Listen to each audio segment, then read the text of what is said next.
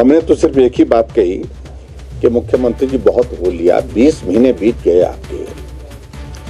आप इस सारी चीज के लिए दोषी कभी जयराम ठाकुर को और कभी दोषी जो है वो नरेंद्र मोदी जी को ठहराते हैं। अब आप प्रदेश के मुख्यमंत्री हैं, आप जिम्मेवारी से भाग नहीं सकते हैं।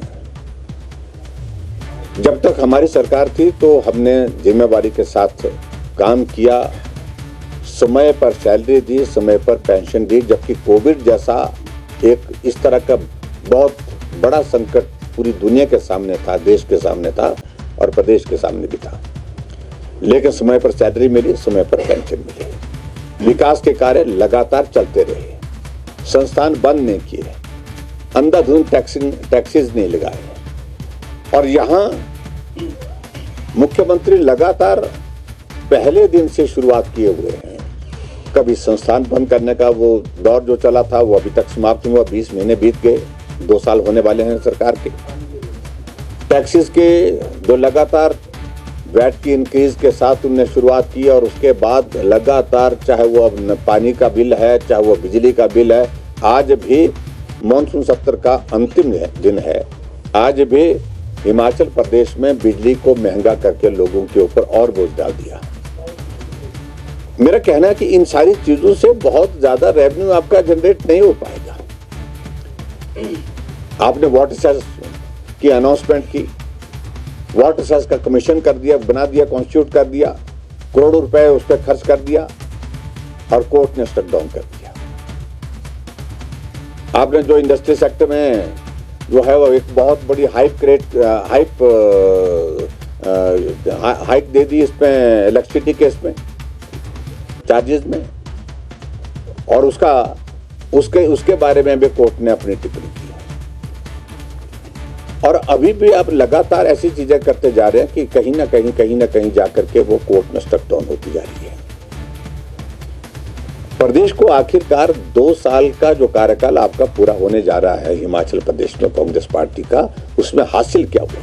संस्थान बंद, विकास कार्य बंद और लोगों के ऊपर लगातार टैक्सेस का बोझ, यही हासिल हुआ है प्रदेश को। और ऐसी सूरत में अभी इस मानसून सत्र के दौरान भी आपने देखा होगा कि हिमाचल में ऐसी स्थिति बन गई जब कर्मचारियों को सैलरी 1 तारीख के बदले 6 तारीख को मिलने की बात हुई, और पेंशन जो है 1 तारीख के बदले 10 तारीख को, यानी कि 10 तारीख और 6 तारीख को सैलरी और पेंशन देने की बात यह है कि दोनों चीजों के लिए केंद्र सरकार से जब राशि आएगी तब जाकर के वो प्रदेश में कर्मचारियों को सैलरी दे पाएंगे। जब रेवेन्यू डेफिसिट ग्रांट की 520 करोड़ की किस्त आएगी तो कर्मचारियों को सैलरी मिलेगी।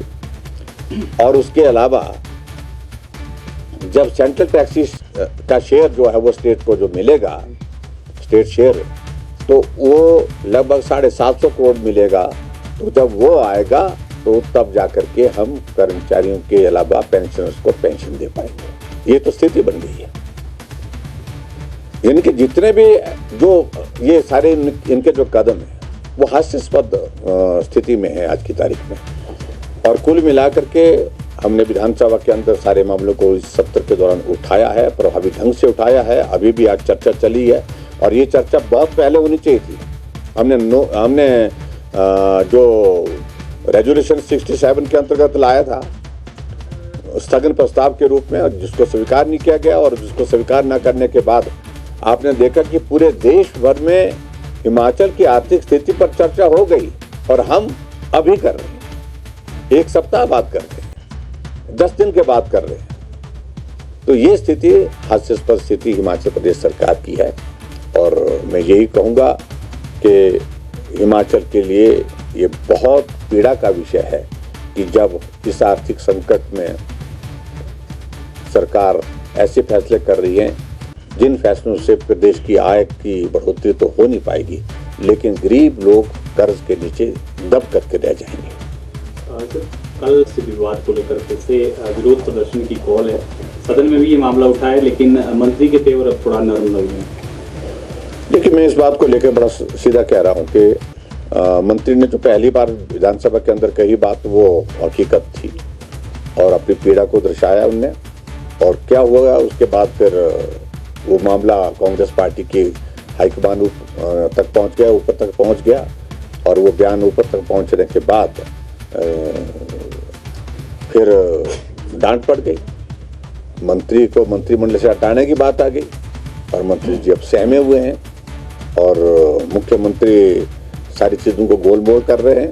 मैंने आज भी विधानसभा के अंदर सारे मामले को लेकर के कहा है कि जन भावनाएं हैं, उनको आप रोक नहीं सकते हैं, और पूरा हिंदू समाज जागृत होकर के सड़कों पर निकला है। ना कोई नेता था, ना कोई पार्टी थी वहाँ पर, लेकिन उसके बावजूद निकले। अब 11 तारीख को यानी कि कल भी इस प्रकार के प्रदर्शन की जो खबरें हमको मिली हैं, उसमें भी जो है वो हिंदू समाज के लोग जो है वो सड़कों पर आ रहे हैं। और मैं उम्मीद करता हूँ कि सारा प्रदर्शन शांति प्रिय हो, और ये सरकार की जिम्मेवारी है कि शांति प्रिय ढंग से सारी चीज़ों को हैंडल किया जाए। और मैंने जो विशेष तौर से एक बात कही है, जो बात वहाँ पर वो स्ट्रक्चर को लेकर के कही जा रही है, मेरा उसमें कहना यह है कि सरकार कह रही है कि ये अनऑथराइज्ड कंस्ट्रक्शन है, और अनऑथराइज्ड कंस्ट्रक्शन हिमाचल प्रदेश में हजारों जगह है। उस नज़रिए से ना देखा जाए, इस अनऑथराइज्ड कंस्ट्रक्शन के साथ लोगों की भावनाएं जो है वो आहत हुई हैं, इसलिए लोगों की भावनाओं का सम्मान करते हुए इस पे अलग तरह से जल्दी में फैसला लेकर के कार्रवाई करें। राव साहब, आपकी पार्टी का क्या स्टैंड है? मतलब जबकि ये मामला काफी पेचीदा है, सारी सरकारों में कंस्ट्रक्शन हो ही रही है, म्युनिसिपल कॉर्पोरेशन इस जिम्मेदार आता है, लेकिन एज ए पार्टी आपकी पार्टी का क्या स्टैंड है? देखो, मेरा पार्टी का स्टैंड का कोई अलग थोड़ी, हमारा कहना है कि लीगल कंस्ट्रक्शन है और अनऑथराइज्ड कंस्ट्रक्शन है, वो गलत है, कार्रवाई होनी चाहिए, सीधी सी बात है। बिलों में बढ़ोतरी हुई है इस तरह से। आज मानसून सत्र का ये अंतिम दिन है, लेकिन अंतिम दिन भी जो है वो प्रदेश के लोगों को बिजली के करंट के दौर में से गुजरना पड़ रहा है, यानी कि बिजली महंगी कर दी आज।